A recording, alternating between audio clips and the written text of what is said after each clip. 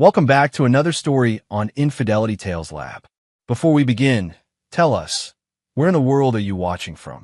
Now, let's dive into today's story. Chapter 1. The Foundation of Steel. Warren Page stood in his office on the 32nd floor, overlooking the bustling streets of downtown Chicago. At 45, he commanded respect wherever he walked. His private security firm, Apex Protection Services, was built from nothing but sweat, blood, and an unforgiving determination that had earned him millions. Warren never forgot a favor, and he never forgave a betrayal. The scar running from his left temple to his jawline told stories of his time in Army Special Forces, where he'd learned that mercy was a luxury that got good men killed. Those lessons served him well in the civilian world, where corporate executives and politicians paid handsomely for his protection services and his silence. "Mr. Page, your wife called," his assistant announced through the intercom. "She wanted to remind you about dinner with the Bentleys tonight." Warren's jaw tightened almost imperceptibly. Felix Bentley, the smooth-talking investment banker who'd recently moved to Chicago from New York. Something about the man set Warren's instincts on edge. The way Felix's eyes lingered too long on Stacy. The nervous laughter that escaped his wife whenever Felix was mentioned. Stacy Page, née Morgan, had been the belle of Northwestern University when Warren met her 22 years ago. Beautiful, intelligent, and ambitious, she'd been the perfect partner for a man building an empire.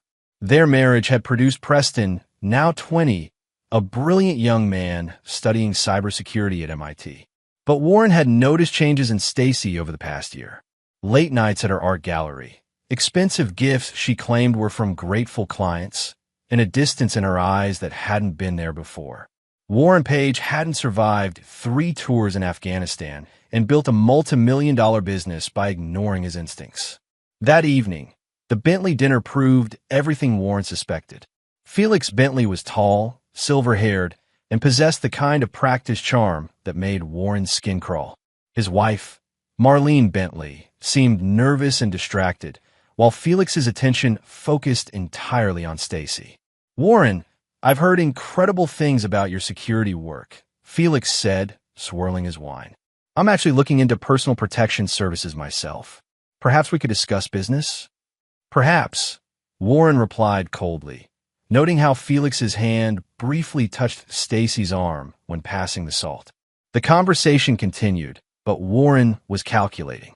Every glance between his wife and Felix, every nervous giggle from Stacy, every casual touch, it all painted a picture that made Warren's blood simmer with controlled rage. After dinner, driving home in silence, Stacy finally spoke. "Felix seems nice, doesn't he? Marlene was telling me how successful his firm has been." Warren responded, his hands gripping the steering wheel. In the reflection of the side mirror, he caught Stacy quickly tucking her phone away, a guilty flush on her cheeks. That night, Warren lay in bed listening to Stacy's breathing, planning his next moves.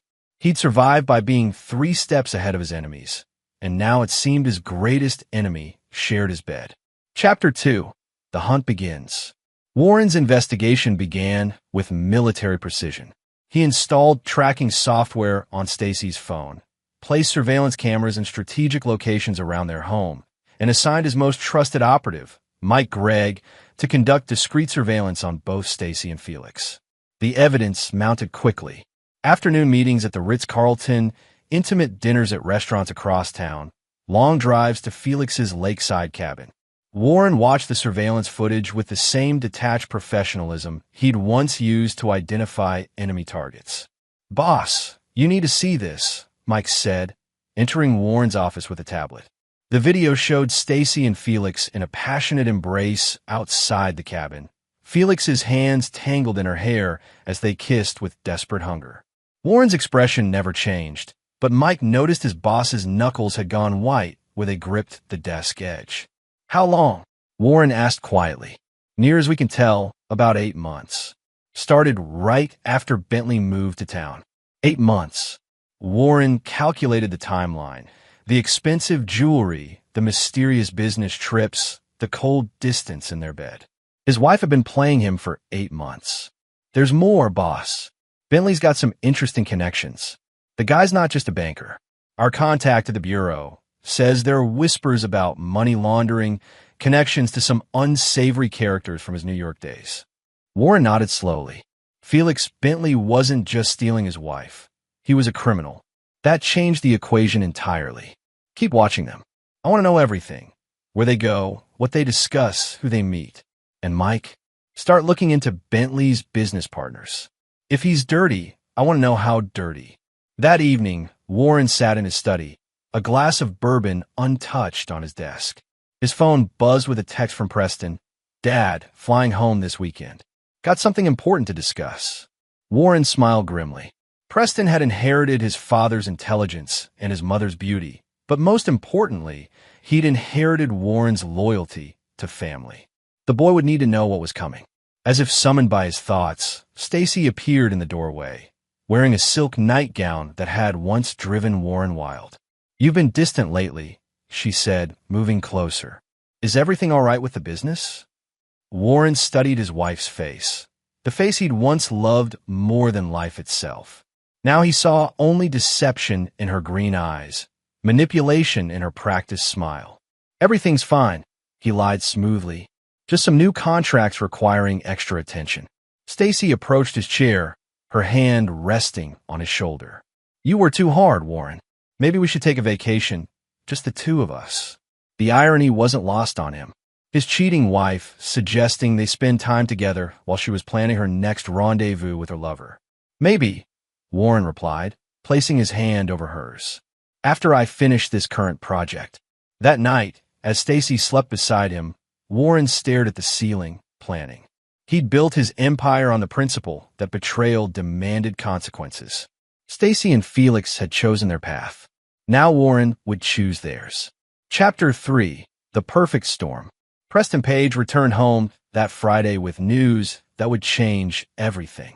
At 20, he possessed his father's strategic mind and an expertise in digital forensics that impressed even Warren's technical specialists. Dad, I need to show you something, Preston said, settling into Warren's study with his laptop. I've been monitoring some chatter online, call a hobby, and I stumbled across something interesting about Felix Bentley. Warren raised an eyebrow. Oh, the man's not just cheating with Mom, Preston said bluntly, causing Warren to stiffen. Yeah, I know about that. I've known for months. But there's more. Bentley's using his investment firm as a front for something much bigger. Preston's fingers flew across the keyboard, bringing up encrypted communications, financial records, and surveillance photos. He's running weapons to militia groups across the Midwest. High-grade military equipment, the kind that could level city blocks.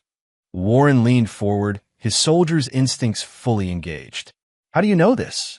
I hacked his personal server 3 weeks ago. Dad, he's planning something big. There's chatter about a Patriot demonstration that's supposed to wake up America. And the target? Preston's face paled. It's the federal building downtown. The same building where you have that big security contract.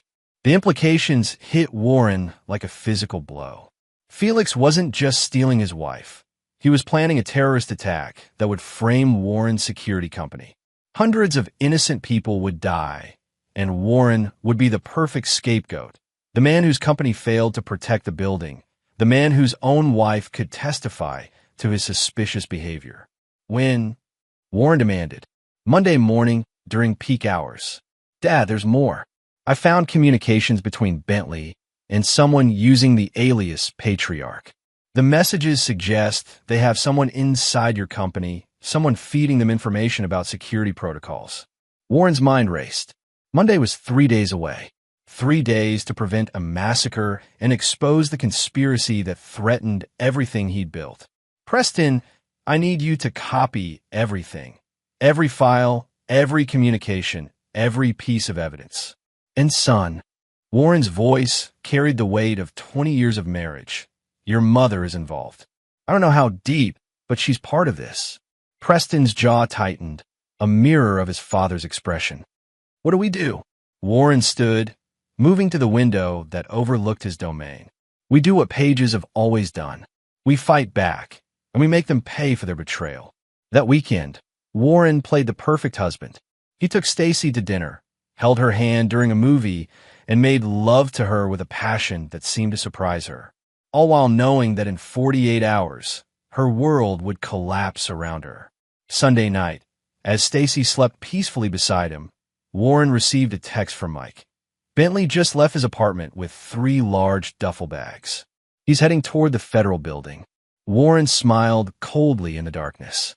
Let Felix make his moves. Warren Page had survived Afghanistan, built an empire, and crushed every enemy who dared challenge him. A cheating wife and her terrorist lover were about to learn why Warren Page never forgave and never forgot. The hunt was about to become a war. Chapter 4. The Trap Closes. Monday morning arrived with deceptive normalcy. Warren kissed Stacy goodbye, noting the nervous energy that seemed to radiate from her skin. She'd barely slept, her phone buzzing with messages throughout the night. Big day at the gallery? Warren asked casually. Yes, a new exhibit opening. I might be late tonight, she replied, avoiding his eyes. Warren smiled. Take all the time you need. At Apex Protection Services, Warren gathered his core team in the conference room. Mike Gregg, Glenn Buckley from Technical Surveillance, and Warren's operations manager, Julius Maldonado. These men had followed Warren through hell in Afghanistan and would follow him through whatever came next. Gentlemen, we have a situation, Warren began, activating the room's counter-surveillance systems. In approximately 4 hours, Felix Bentley will attempt to detonate explosives in the federal building. Our security protocols have been compromised by someone in this organization. The room erupted in controlled chaos as his team processed the information. Warren continued calmly. Preston has identified the mole, Randall Robles, in technical services. He's been feeding information to Bentley for the past 6 months. Glenn's face darkened. Randall? I trained that kid myself. Money talks louder than loyalty, Warren replied coldly. Mike, I need you to coordinate with FBI agent Martin Summers. He's been tracking Bentley's weapons shipments, but didn't know about the federal building target. Glenn, I want Robles isolated and contained. Make it look routine. What about the explosives? Julius asked. Warren's smile was predatory. Let Bentley proceed exactly as planned. We'll give him enough rope to hang himself and everyone involved. The morning progressed with clockwork precision. Warren's team monitored Bentley's movements as he entered the federal building's parking garage. Hidden cameras captured him placing devices in strategic locations, following security protocols that only someone with inside information could know. At 11:30 a.m., Warren received the call he'd been expecting. Warren Page. The voice was official, clipped.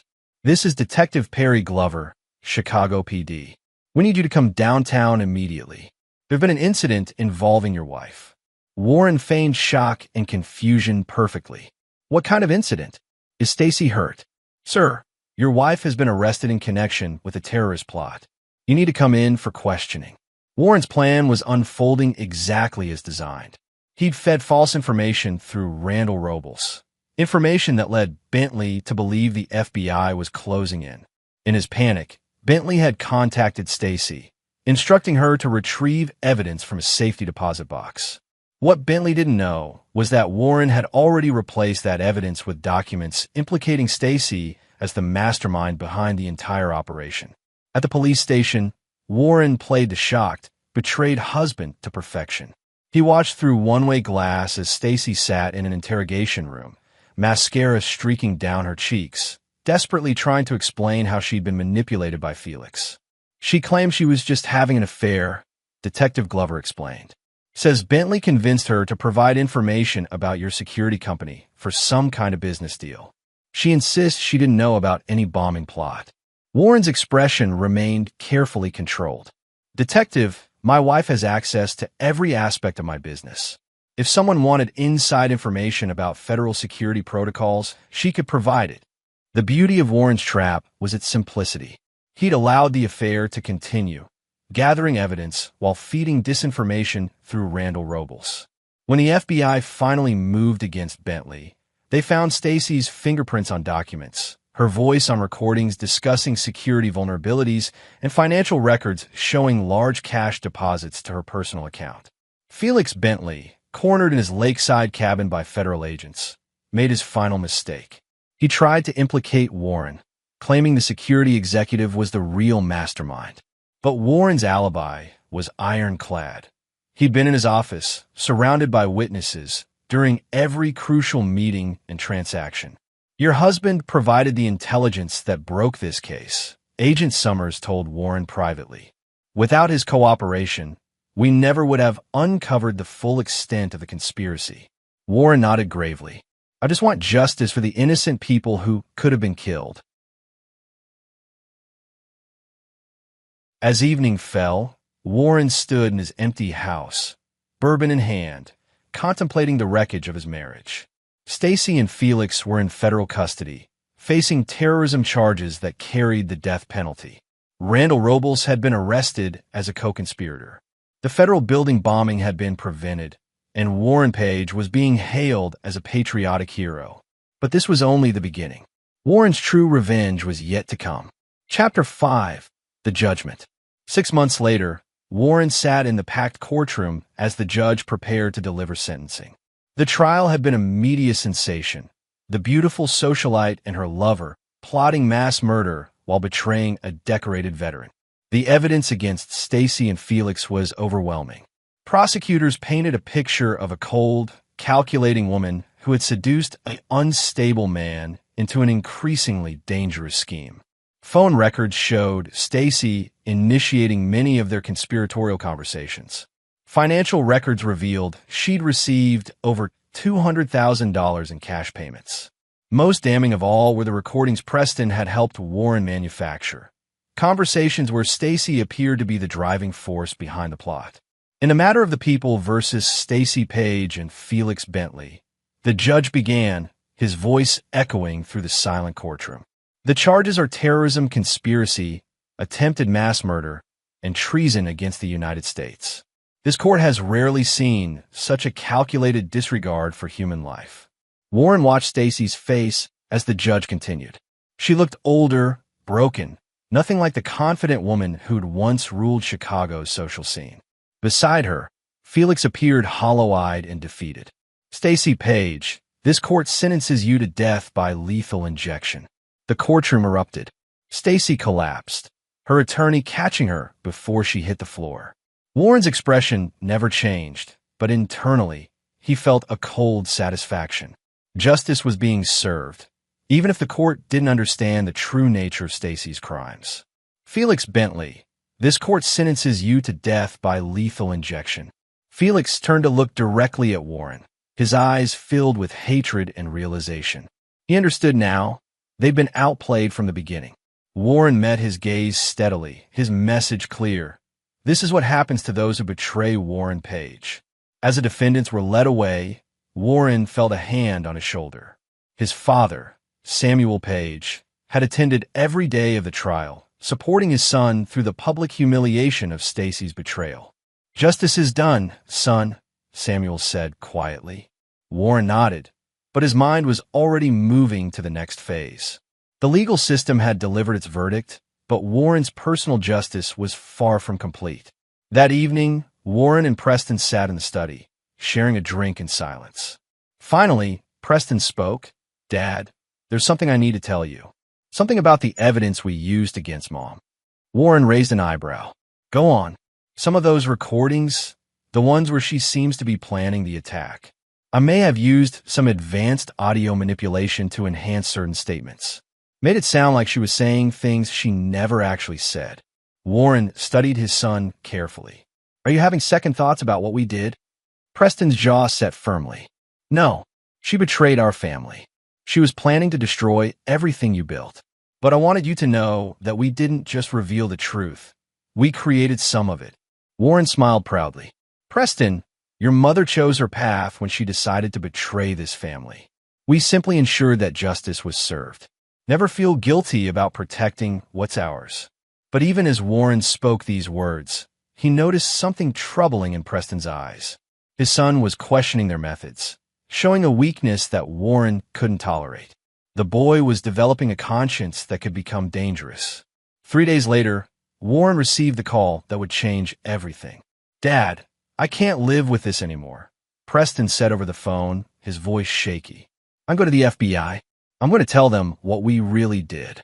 Warren's blood turned to ice. Preston, think very carefully about what you're saying. Mom was a cheater, Dad, but she wasn't a terrorist. Felix was planning something, but not what we made it look like. We destroyed innocent people. Your mother wasn't innocent, Warren said coldly. She betrayed this family. She chose her fate. And I chose mine, Preston replied. I'm sorry, Dad. I love you, but I can't let innocent people die for our revenge. The line went dead. Warren stared at the phone, processing this new betrayal. His own son, the boy he'd trusted with everything, was about to destroy them both. Warren Page had built his empire on the principle that betrayal demanded consequences. It seemed that principle would now be tested by the ultimate betrayal, that of his own blood. Chapter 6: Blood and Betrayal. The FBI field office in downtown Chicago buzzed with activity as Preston Page walked through the glass doors, a flash drive clutched in his trembling hand. The young man's face was pale but determined as he approached the reception desk. I need to speak with Agent Martin Summers, Preston said. It's about the Stacy Page terrorism case. Within an hour, Preston sat across from Agent Summers and two federal prosecutors, laying out the truth about his father's elaborate revenge scheme. The flash drive contained original recordings, unedited surveillance footage, and detailed documentation of Warren's manipulation of evidence. You're telling us that your father framed your mother for terrorism? Agent Summers asked, his voice incredulous. Not entirely, Preston explained. Mom was having an affair, and Felix Bentley was involved in weapons trafficking. But the bombing plot, the specific targeting of the federal building, that was manufactured by my father. He used me to create false evidence and manipulate the timeline. As Preston spoke, Warren was receiving updates from his contacts within law enforcement. His son's betrayal was complete, and there was no stopping the avalanche that was about to bury him. That evening, Warren sat in his study, cleaning his service pistol with methodical precision. The weapon had saved his life countless times in Afghanistan, and now it might serve one final purpose. The front door burst open as federal agents stormed his house, weapons drawn. Warren Page, you're under arrest for conspiracy, obstruction of justice, and first-degree murder in the death of Randall Robles. Warren's hands never moved from his lap as agents surrounded him. He'd known this moment would come from the instant Preston had called. The boy had inherited Stacy's weakness, after all. Where's my son? Warren asked calmly. In federal custody. For his own protection, Agent Summers replied. Your boy's been receiving death threats since word got out about his cooperation. Warren smiled coldly. I'm sure he has. At the federal courthouse, Warren's arraignment drew massive media attention. The war hero turned security mogul, exposed as a vengeful manipulator who destroyed his own family in pursuit of revenge. The evidence against Warren was overwhelming, but so was the evidence that Stacy and Felix weren't entirely innocent. The case became a legal nightmare, with prosecutors struggling to untangle the web of truth and lies that Warren had woven. During the trial, Warren's father, Samuel Page, took the stand as a character witness. The 70-year-old man spoke passionately about his son's service to his country, his dedication to his business, and the devastating betrayal he'd suffered at Stacy's hands. But then prosecutor Allison Herman presented evidence that changed everything. Mr. Samuel Page, she began, were you aware that your son had been planning his revenge against his wife for over a year before any terrorist plot was discovered? Samuel's face went white. I don't understand. Your son hired private investigators to follow his wife in January 2023. He knew about the affair months before Felix Bentley made any contact with militia groups. This wasn't about preventing terrorism, Mr. Page. This was about revenge, pure and simple. The revelation hit Samuel like a physical blow. His son hadn't been protecting national security. He'd been methodically destroying his wife out of wounded pride and rage. That night, Samuel Page visited his son in federal detention. Warren, tell me the truth, Samuel demanded. Did you frame that woman? Warren looked at his father with the same cold expression he'd worn throughout the trial. Stacy betrayed this family, Dad. She chose her fate. She was having an affair, not planning mass murder. She gave sensitive information to a criminal. She could have gotten innocent people killed. Samuel stared at his son, this stranger who wore Warren's face but spoke with a monster's voice. You destroyed her life over an affair. You sent an innocent woman to death row. Warren's eyes never wavered. I sent a traitor to justice. Samuel Page walked out of that detention center a broken man, finally understanding the monster his son had become. The boy who'd once collected stray dogs and protected smaller kids from bullies had grown into something unrecognizable. 2 days later, Samuel Page made the most difficult decision of his life. He contacted the prosecution and offered to testify against his son. Warren's trial became a media circus, with Samuel's testimony serving as the emotional climax. The old man broke down on the stand as he described watching his son transform from protector to predator. He did it in front of me.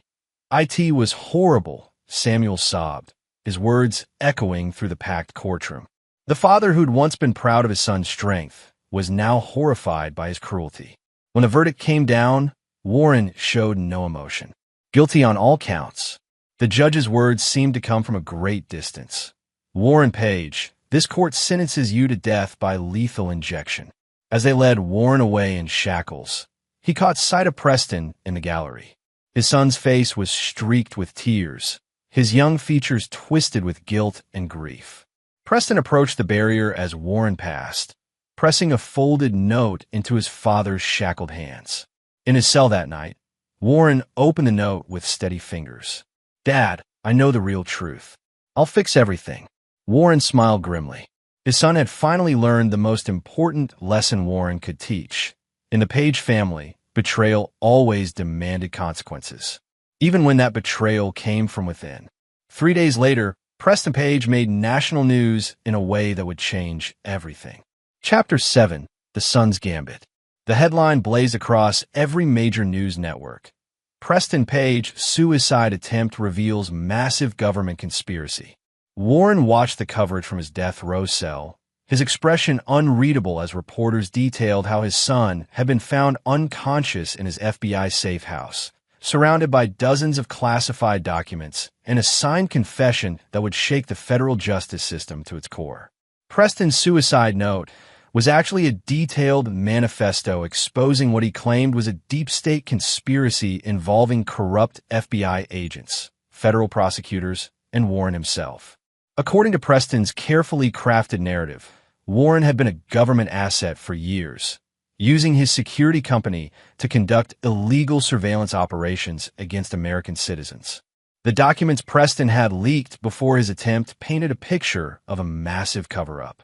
Warren's alleged cooperation with the FBI wasn't patriotic assistance. It was participation in a decades-long domestic spying program.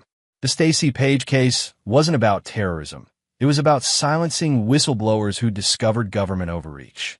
Sources close to the investigation report that Preston Page remains in critical condition. The news anchor continued. But the documents he released contain explosive allegations about FBI misconduct, including evidence that Warren Page's conviction may have been orchestrated to protect high-ranking government officials. Warren's cell door clanged open, and Agent Summers entered with a tablet in hand. Your boy's quite the chess player, Summers said grimly. Do you want to tell me how he managed to access classified files from a secure location? Warren remained silent, but internally he felt a surge of pride. Preston had learned well. The suicide attempt was carefully calculated, enough pills to require hospitalization, but not enough to cause permanent damage. The classified documents were sophisticated forgeries created using Preston's cybersecurity expertise. The media's eating this up, Summers continued. Government conspiracy, innocent family destroyed by corrupt agents, heroic son exposing the truth. Your execution's been stayed pending investigation. Warren finally spoke. My son's always been brilliant. Over the following weeks, Preston's revelations gained momentum. Civil liberties groups demanded investigations. Congressional committees opened hearings. The FBI found itself defending against accusations of corruption and misconduct. Preston, recovering in a secure medical facility, granted carefully orchestrated interviews to sympathetic journalists. He portrayed himself as a young man torn between love for his father and loyalty to the truth.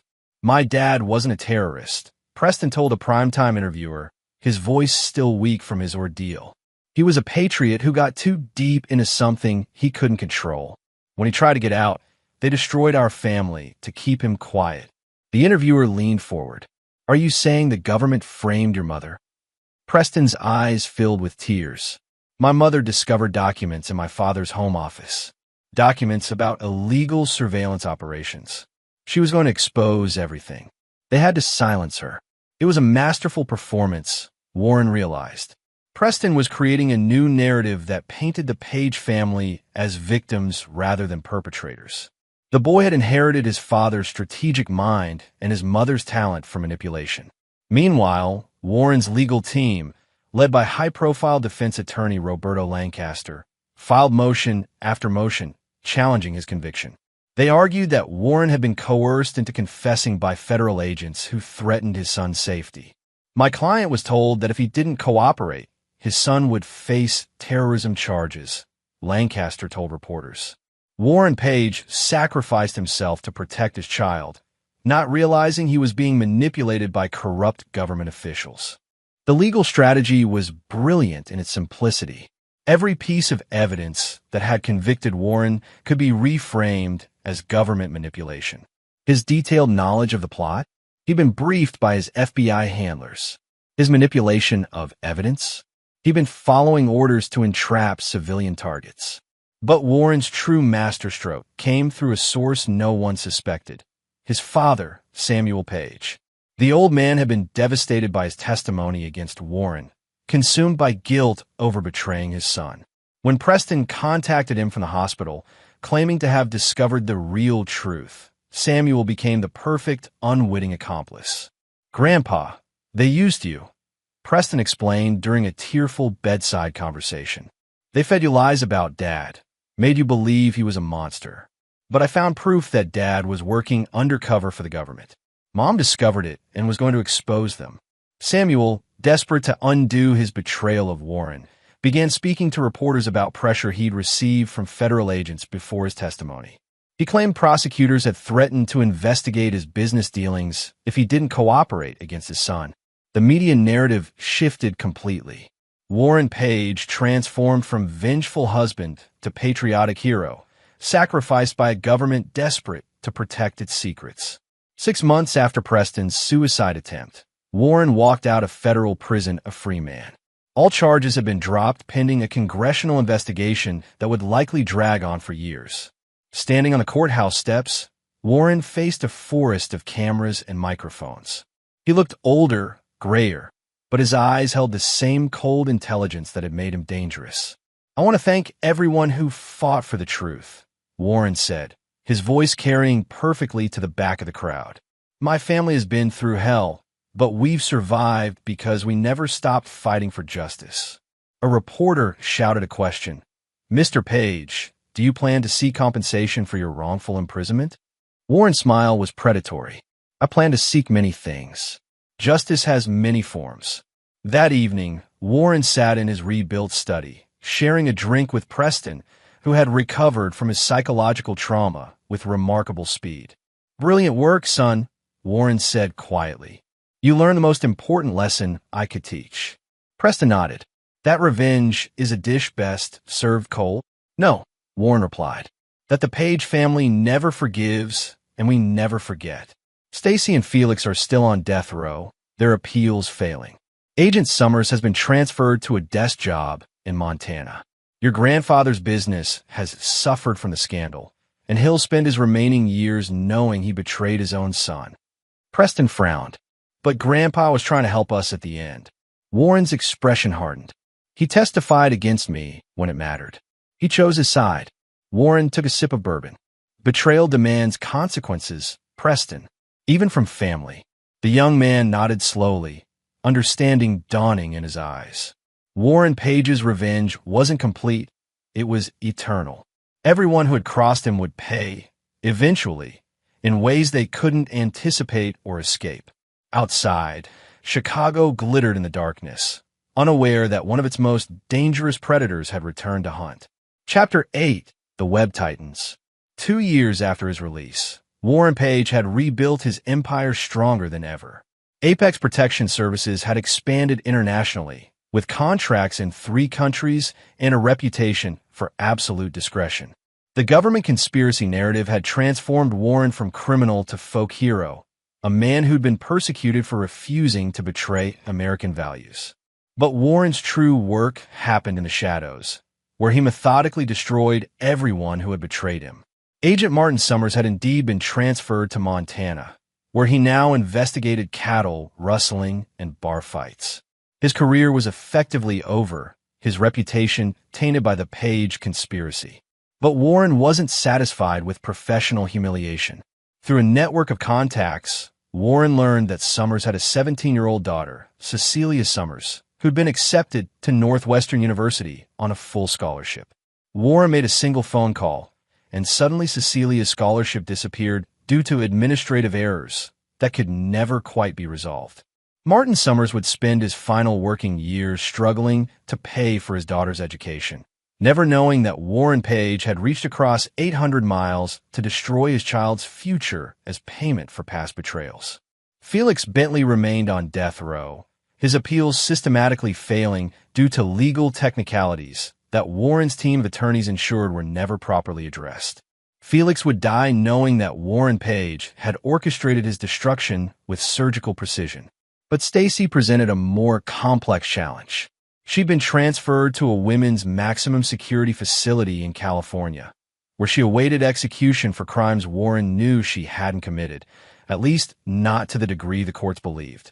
Warren's plan for Stacy was more sophisticated than simple legal manipulation.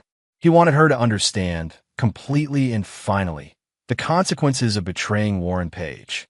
Through prison contacts, guards, and inmates who owed favors to Warren's associates, Stacy began receiving gifts. Photographs of the life she'd lost. Warren at charity galas with beautiful women, Preston graduating magna cum laude from MIT, the Page family estate being renovated and expanded. The psychological torture was exquisite. Every image reminded Stacy of the world she'd forfeited for an affair with a man who'd never truly loved her. But Warren's masterpiece was the letters. They arrived weekly, written in Preston's handwriting but containing Warren's words. The letters described Preston's success, his engagement to his senator's daughter, his bright future. They spoke of family gatherings where Stacy's name was never mentioned, of holidays she would never see, of grandchildren she would never hold. Mom, one letter read, "I've forgiven you for the choices you made, but I can't forget them. Dad has taught me that some betrayals are unforgivable. You chose Felix over our family, and now you'll live with that choice forever." Stacy's mental health deteriorated rapidly. Prison psychiatrists reported severe depression, panic attacks, and signs of psychological breakdown. She lost weight, stopped maintaining her appearance, and rarely spoke to other inmates. Meanwhile, Warren's attention turned to his father, Samuel Page. The old man had tried to make amends after Warren's release, offering to turn over his construction business to his son. But Warren Page never forgot, and he never forgave. Samuel's business, Page Construction, had been in the family for 40 years. Samuel had built it from nothing, just as Warren had built Apex Protection. The company was the old man's legacy, his pride and joy. Warren accepted his father's offer graciously, then systematically dismantled everything Samuel had built. Contracts were mysteriously canceled. Key employees were poached by competitors.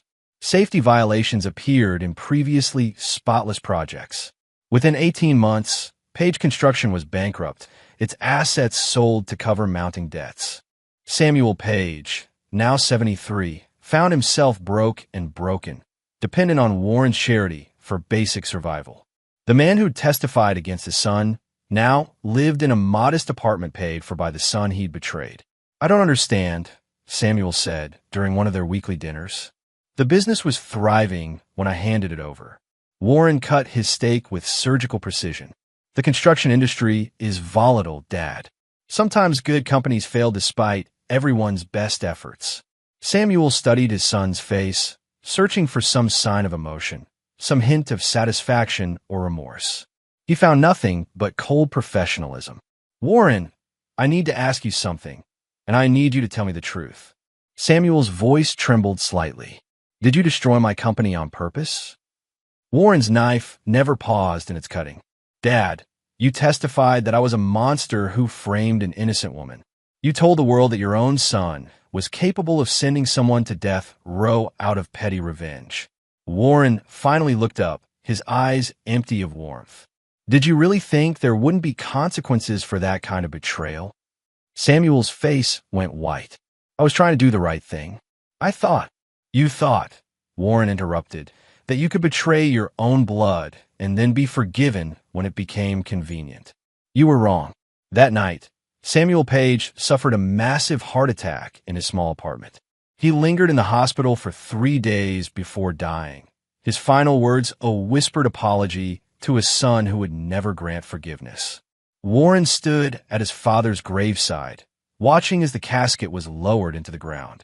Preston stood beside him, noting the complete absence of emotion on his father's face. Do you feel anything? Preston asked quietly.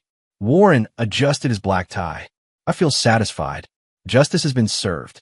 Preston nodded, but Warren noticed something troubling in his son's expression. The boy was still learning the most important lesson of all. In the Page family, betrayal always demanded payment in full. As they walked away from the cemetery, Warren's phone buzzed with a message from his contact at the California Women's Prison. Stacy Page attempted suicide last night.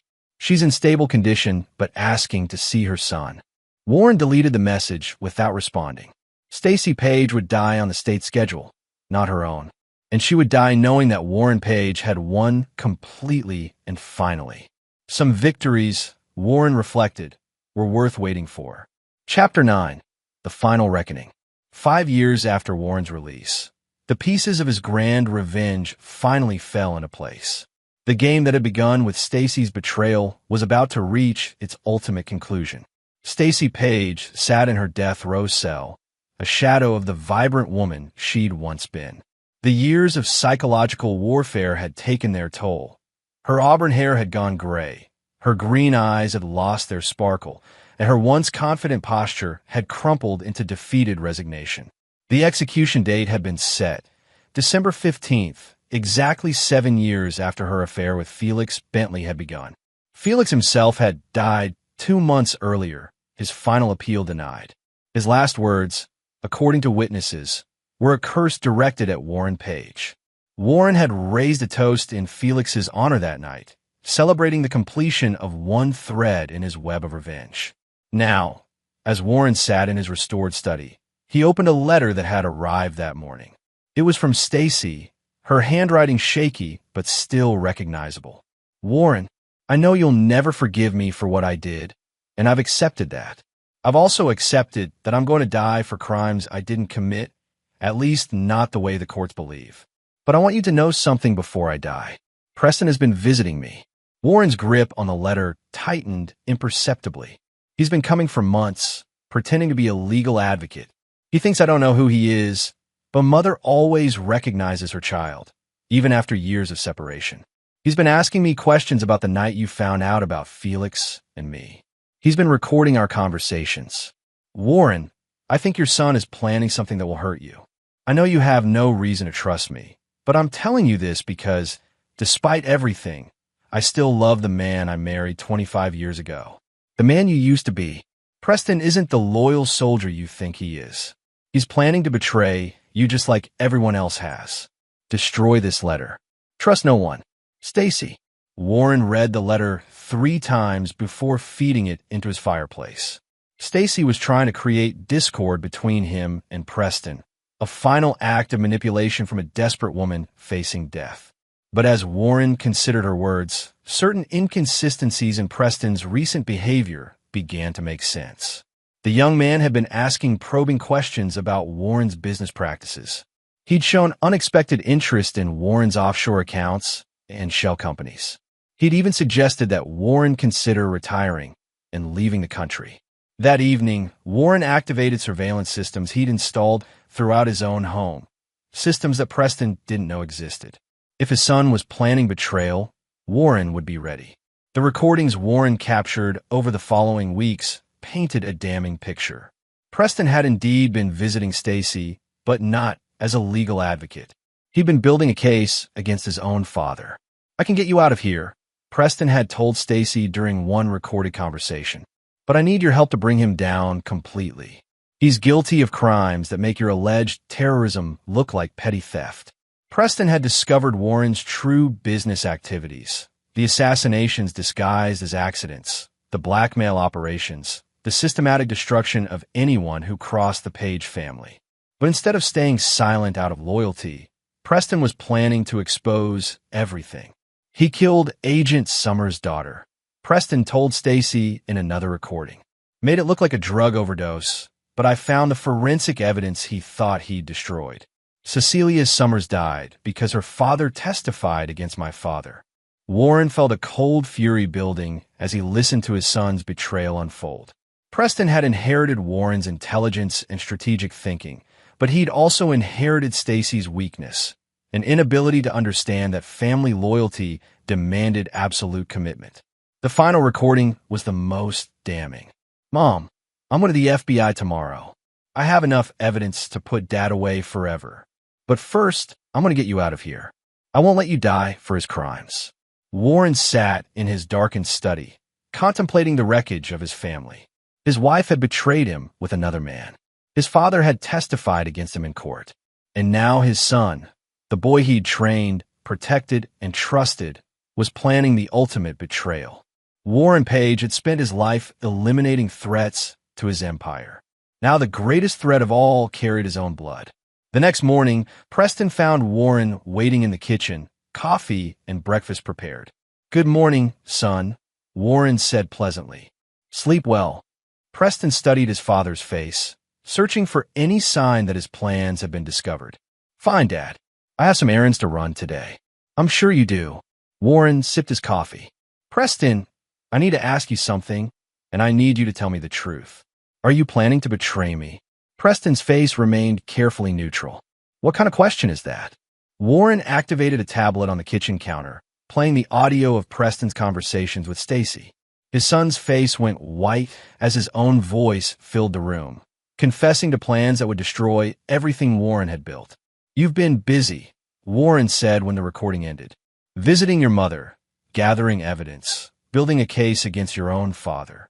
Preston straightened, his fear transforming into defiant anger. "Someone has to stop you.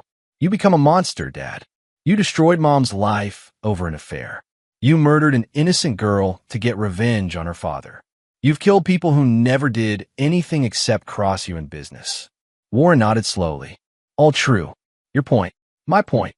Preston's voice cracked with emotion.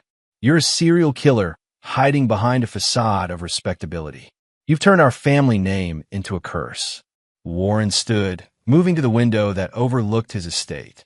"Preston, I've built an empire that will last for generations. I've eliminated every threat to our family's power and security. Everything I've done has been to protect what's ours. By murdering innocent people," Warren turned back to his son, "by ensuring that anyone who crosses the Page family pays the full price for their betrayal. That principle has made us wealthy and powerful. It's also about to make you dead." Preston backed toward the kitchen door. "Dad, I'm your son." "Yes," Warren replied sadly. "You are, which makes your betrayal the worst of all." Warren's hand moved to the pistol concealed beneath his jacket. "I taught you that betrayal demands consequences, Preston. I taught you that family loyalty is absolute. You've chosen to ignore those lessons." "Dad, please." The gunshot echoed through the empty house. Preston Page collapsed in the kitchen doorway, his young life ended by the man who'd given it to him. Warren stood over his son's body, feeling the familiar cold satisfaction that came with completing a necessary task. Preston had chosen his path, just as Stacy and Felix and all the others had chosen theirs. That afternoon, Warren called 911 to report a home invasion. The intruder had killed his son before Warren could stop him. The suspect had fled, and in his grief, Warren hadn't been able to identify him clearly. The investigation was thorough, but fruitless. Warren Page, the man who'd already suffered so much trauma and loss, was treated with sympathy and respect by law enforcement. No one suspected that the grieving father had executed his own child for the crime of developing a conscience. Stacy Page died by lethal injection 3 weeks later, never knowing that her son's plan to save her had cost him his life. Her final words were reportedly, "Tell Warren I forgive him." Warren Page stood at Preston's graveside on a cold December morning, the only mourner at his son's funeral. The headstone read, "Preston Page, beloved son, taken too soon." As Warren walked away from the cemetery, he reflected on the lessons of the past 7 years. He'd learned that loyalty was the rarest commodity in the world, that even blood ties could be broken by weakness and sentimentality. Warren Page had survived every betrayal, defeated every enemy, and eliminated every threat to his empire. He stood alone now, exactly as he'd always preferred. In his rebuilt study that evening, Warren raised a glass of bourbon to the portrait of his family that still hung above the fireplace. Himself, Stacy, and Preston, taken during happier times when he'd still believed in the possibility of loyalty. To the Page family, Warren said aloud, and to the lesson that betrayal always demands payment in full. Outside, Chicago glittered in the darkness, unaware that one of its most dangerous predators had just completed his masterpiece of revenge. Warren Page had proven that he never forgave and never forgot. And now, for the first time in his life, he was completely and utterly alone, exactly as he'd always deserved to be. Warren Page had won everything and lost everything. But in his cold, calculating mind, that was simply the price of